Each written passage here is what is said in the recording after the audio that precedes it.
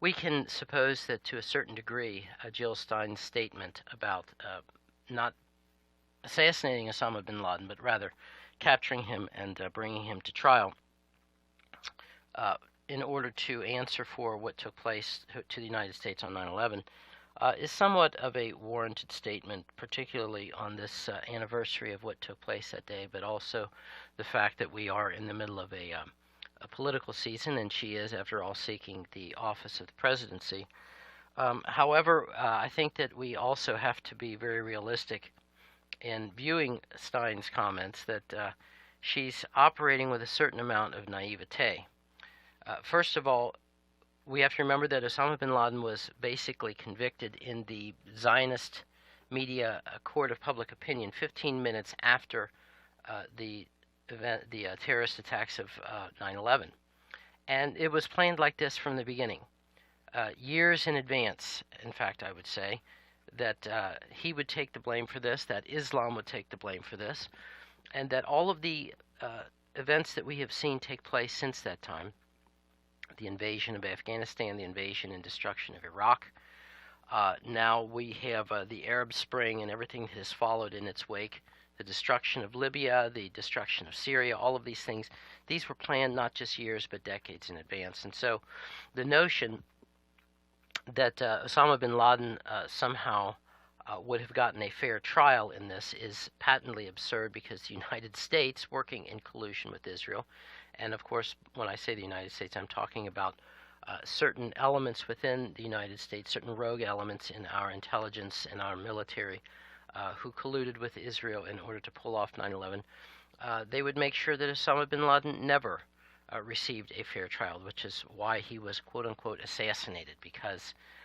they had to keep the story of his involvement in 9/11 alive by killing him, because if he were ever allowed to come forward and to tell the truth about what he knew concerning the events of that day, of course,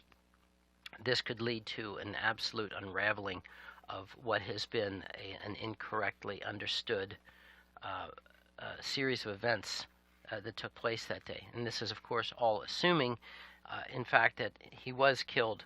as the narrative has gone, rather than him dying in Afghanistan as a result of his needing dialysis. If I were to give counsel to Miss Stein, if she really wants to appear presidential and if she really wants to say something controversial that is going to catch the ear of the American public, instead of focusing on Osama bin Laden, I would start focusing on Israel's role in 9/11. I would talk about the fact that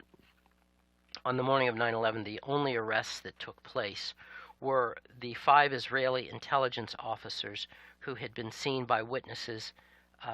over in New Jersey, right across the river, filming the destruction of the towers and cheering that day.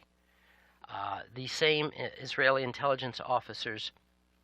who were taken by the FBI, taken away for questioning, were held for over 3 months, during which time they failed several lie detector tests. They had checked out as being Israeli intelligence officers, and then after being quietly sent back to Israel, how they appeared on an Israeli talk show and said that they had been sent by their government to document the events of 9/11, clearly indicating that Israel knew that 9/11 was coming, had her agents in place to quote-unquote document or record the events, and then America was never warned about this. So until the American people, and I say this as somebody now, an American citizen, living in this country 16 years after the events of 9/11, which have completely changed the political landscape in the United States, and have put this nation on a course of its own destruction by going to war against 1.5 billion Muslims around the world. Until America, from top to bottom, whether it's the average American citizen or whether it is going all the way to the White House, until America begins to deal with the real events that took place that day, and I'm talking about those events that did not involve Osama bin Laden, but rather involved the machinations of a certain nation in the Middle East, out to embroil America in these wars against the Islamic world. And of course, that nation that I'm talking about is the State of Israel. Until the American people come to grips with this fact, I'm afraid we're going to see more 9/11s taking place, and not just over the course of several years, but rather over the course of the next century.